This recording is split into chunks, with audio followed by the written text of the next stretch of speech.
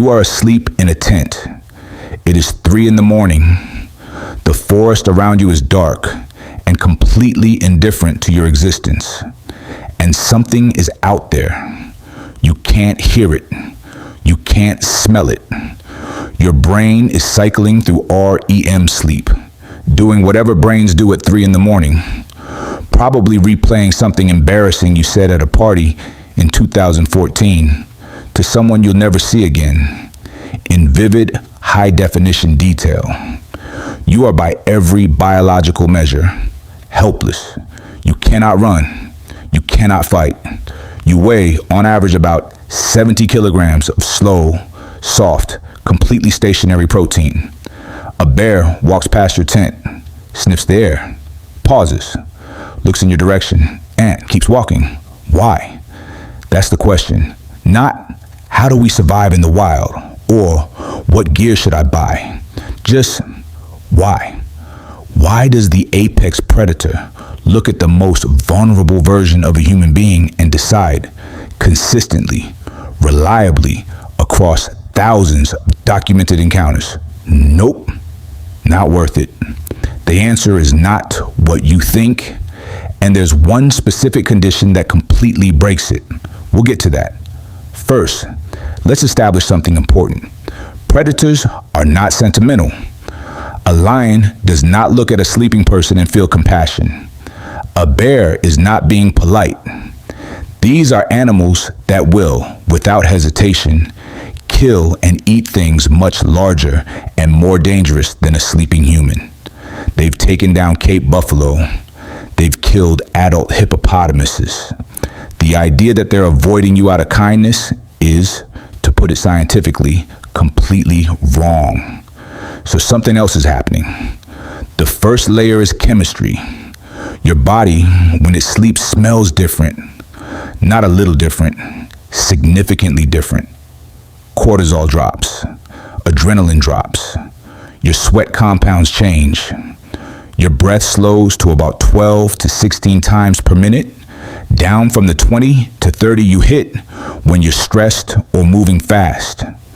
To a predator's nose, which is, depending on the animal, between 1,000 and 100,000 times more sensitive than yours, a sleeping human broadcasts a very specific chemical signature. And that signature doesn't say easy meal. It says unknown species, calm, but unknown. Here's the thing about predators and risk. They're not brave. Bravery is a human concept. Predators are conservative. An injury, a broken leg, a torn muscle, a bad bite can be a death sentence in the wild. No vet, no antibiotics, no sick days. So when a predator encounters something unfamiliar, the calculation isn't, can I kill this?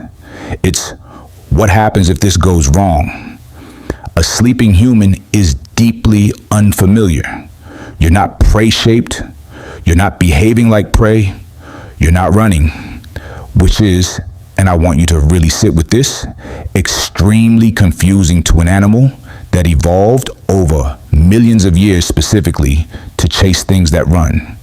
You are the only thing in this forest that is not running, which, from an evolutionary standpoint, is either very brave or very stupid. The predator cannot tell which. That uncertainty is doing a lot of heavy lifting for you right now. Every instinct a predator has is calibrated to movement.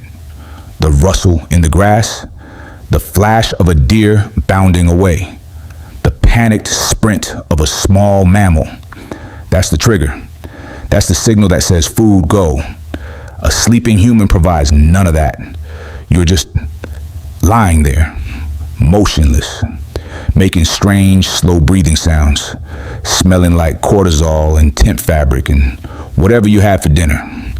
To a predator, you are the most stationary, most chemically confusing, most behaviorally inexplicable thing in the forest. And inexplicable in the wild means dangerous, but it gets stranger. There's a third signal your sleeping body sends, and it has nothing to do with smell or stillness. It has to do with fire. and it goes back further than you might expect. Humans have been sleeping near fire for at least 400,000 years, possibly longer.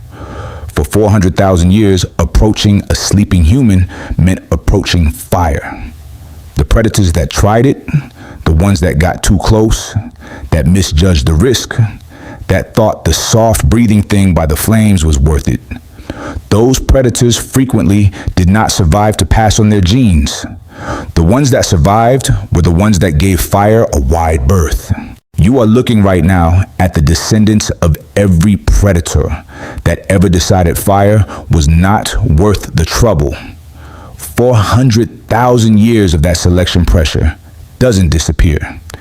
It gets baked into behavior, into instinct, into something so deep it operates without conscious thought.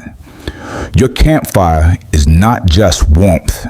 It is 400,000 years of inherited trauma, still active in every predator within smelling distance of your campsite, which is either deeply comforting or mildly horrifying. I'll let you decide which one helps you sleep better. Literally.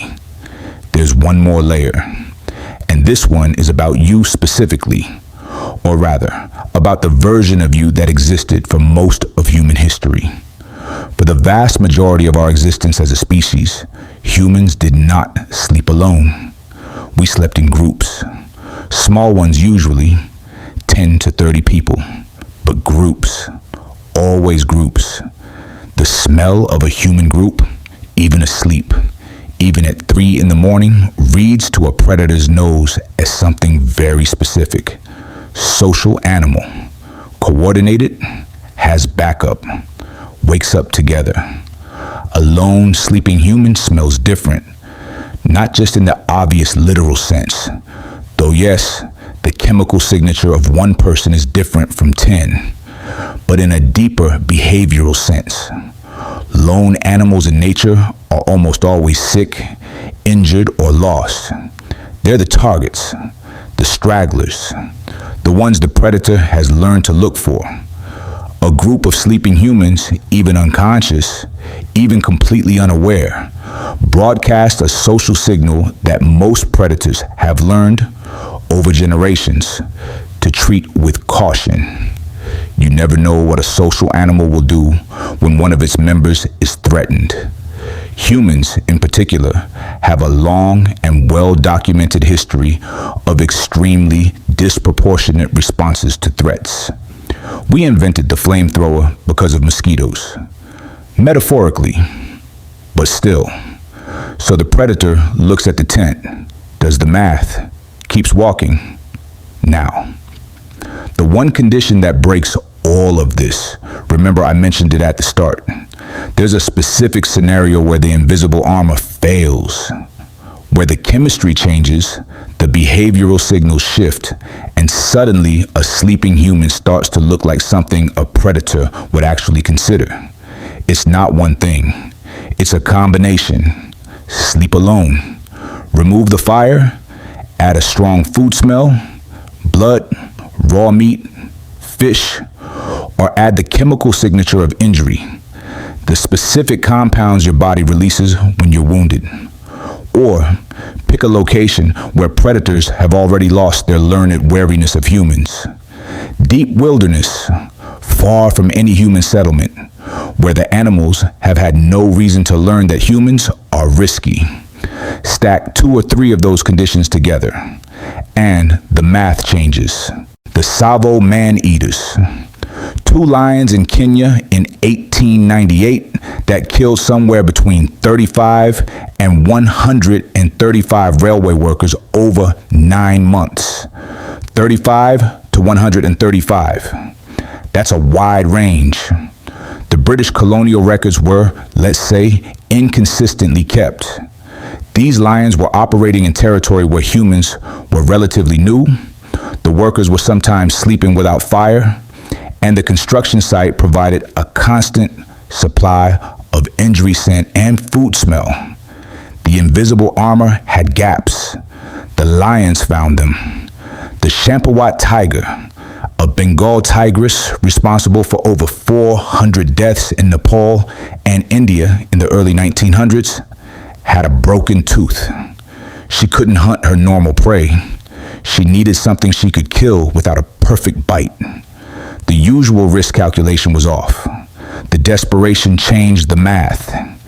Every documented case of a predator systematically targeting sleeping humans has this structure. Not a random attack, but a specific breakdown of one or more of the signals that usually make sleeping humans not worth the trouble. The armor isn't gone. It just has seams. And desperate, injured, or wilderness-adapted predators sometimes find them. So here's where we land. You've been told your whole life that wild animals are dangerous, and they are. But the specific fear, the one where you imagine falling asleep in nature and something eating you, turns out to be protected against by a system you didn't know you had and didn't build yourself. Your sleeping body broadcasts a chemical signature that reads as unfamiliar and unpredictable. Your stillness breaks every chase instinct a predator evolved over millions of years. Your campfire carries 400,000 years of learned avoidance. And if you're with other people, you smell like a social animal with backup, which is, historically, the worst thing to bother in the dark. You didn't design any of that. Evolution did. A few 100,000 years of humans who figured out, through terrible experience, exactly what signals to send, and then sent them without even being awake to know they were doing it. You've slept thousands of nights in your life, unconscious, defenseless, completely offline, and something, somewhere, almost certainly walked past you in the dark, sniffed the air, did the math, kept walking. That's not luck. That's 400,000 years of humans who made it to morning, passing the recipe down invisibly in the chemistry of a sleeping body that learned, long before you were born, exactly how to smell safe.